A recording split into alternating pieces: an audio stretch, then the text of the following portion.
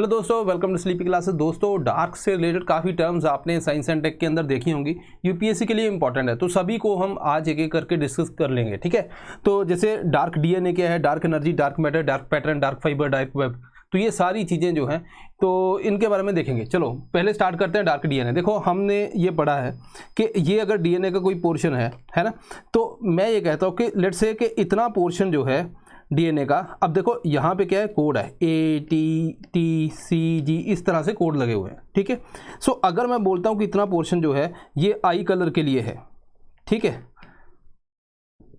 आई colour में भी brown, black, है ना, ब्लू, जो भी है। अब ये आई कलर के लिए कुछ ये पोर्शन जो है उसके लिए कोड, इसके अंदर क्या है, कोड है। तो अगर ये पोर्शन अपने आप को एक्सप्रेस करेगा तो ये वो आई कलर जो है जनरेट करेगा। ठीक है, अब इसको प्रोटीन बोल दो। ओके, सो इट मीन्स कि ये वाले पोर्शन के अंदर कोड है। अब इतना पोर्शन, ये डीएनए का जो इतना पोर्शन, उसको हम क्या बोलते हैं, जीन। तो ये मैं ये भी बोल सकते हैं इसके अंदर कोड है, तो इसको हम कोडिंग रीजन भी बोल सकते हैं। ठीक है, लेकिन ये अप्रॉक्सीमेटली 2% के आसपास ही है अपने पास। बाकी का 98% के अंदर कोई को रीजन को हम क्या बोलते हैं, हम बोलते हैं दोस्तों बाकी रीजन को नॉन कोडिंग। ठीक है, ऐसा नहीं कि भाई ये कभी कोड है ही नहीं इनके अंदर, लेकिन हमें अभी तक इसके बारे में नहीं पता। ठीक है, ये आपको ध्यान रखना है। अभी रिसेंट टाइम में ये स्टडी हुई, उसने बोला कि ये वाला जो पोर्शन है ना, ये यहाँ का जो जीन एक्सप्रेशन है, जीन एक्सप्रेशन उसको कंट्रोल करता है। ठीक है जी, बहुत सी डिसीज़ है, मे बी उनका जो राज है कि किस कारण से होती है, यहाँ पे छुपाओ। अब ये नॉन कोडिंग रीजन जो है, हमें इसके बारे में बहुत ज़्यादा नहीं पता, तो यहाँ से टर्म आई डार्क। ठीक है, इसलिए इसके टर्म के साथ डार्क डीएनए लगाया गया, जंक डीएनए भी बोल देते हैं इसको। ठीक है, ये पहली term clear. Okay, then next term हमने ये पढ़ा कि जब हम बिग बैंग, आप जब जहाँ पे भी पढ़ते हो, ज्योग्राफी के अंदर पढ़ा हो, कहीं पे भी हमने पढ़ा कि ये भाई यहाँ से ब्लास्ट हुआ और बहुत से जो है गैसेस के ठंडी होती गई, दूर जाती गई और गैसेस ठंडी होती गई। तो जैसे जैसे मास इंक्रीज हो रहा है, ठीक है, वैसे वैसे ग्रेविटी बढ़ेगी। ठीक है, ये फॉर्मूला है। अरे ठीक है, तो inversely proportional to radius, condensation हो रही है, ग्रेविटी बढ़ रही है। So mass create gravity, gravity create pull.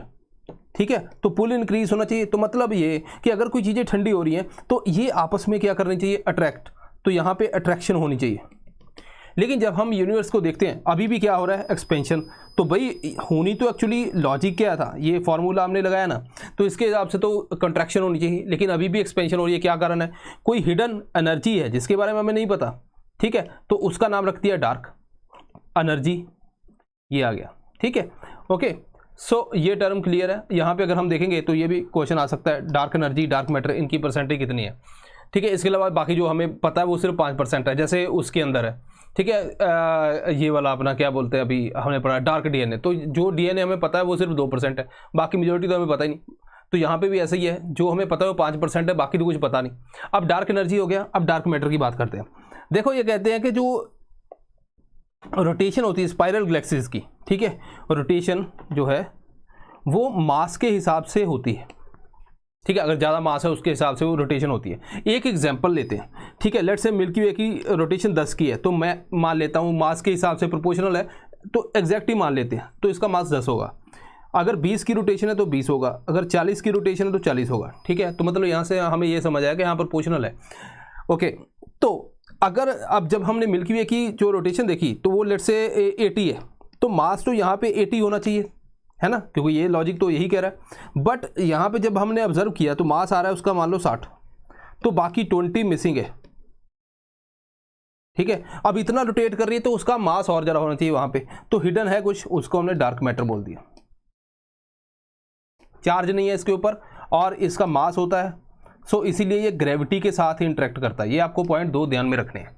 ठीक है, okay, then dark fibre. Dark fibre क्या है, देखो आपने फाइबर डाल दिया, फाइबर ऑप्टिक्स डाल दी, लेकिन उसके अंदर इंटरनेट कुछ भी आपने जो है बेसिकली लाइट पल्स जो है ट्रेवल ही नहीं की, मतलब अनयूज्ड है, पड़ी हुई वैसे ही। ठीक है, एक बार बिछा दी, आपको लगा कि फ्यूचर के अंदर यहाँ पे बड़ी बड़ी कंपनी आएंगी, ब्रॉडबैंड लगेगा, सब कुछ लगेगा, लेकिन वहाँ पे कुछ हुआ है नहीं, तो वो अनलिट है, उनको क्या बोलते हैं, अनलिट। ठीक है। अब ऐसी जो है मान लीजिए कल को गवर्नमेंट यूज़ करती है, कहती है यार तुमने बिछाई तो है, हम इसी को यूज़ कर लेते हैं, ठीक है, तो अब आप यूज कर रहे हो, तो ये अनलिट जो है इनको क्या बोलते हैं, डार्क फाइबर। ठीक है, तो ये हमें ध्यान रखना है, इसके ऊपर जो है प्रीमिक्स के अंदर क्वेश्चन भी हमने देखा था। देन दोस्तों special offer 10% discount early bird के लिए, जो पहले पंछी आएंगे उनके लिए 31 मई। ठीक है, यहाँ तक है ये वैलिड है। जो अपने फाउंडेशनल कोर्स है, इसके अंदर सबसे बड़ा जो कोर्स है अपना अभी तक का जो स्लीपी का, शिखर टू शिखर, ठीक है, STS, ये बैच जो है इसके अंदर आपको पता है कि हम सिम्बायोटिक रिलेशन की बात करते हैं कि दोनों को जो है एक म्यूचुअलिज्म है ना, दोनों को बेनिफिट होता है, टीचर को भी एंड स्टूडेंट को भी। अब यहाँ पे क्या है कि आप जो है 10% डिस्काउंट ले सकते हो 31 को।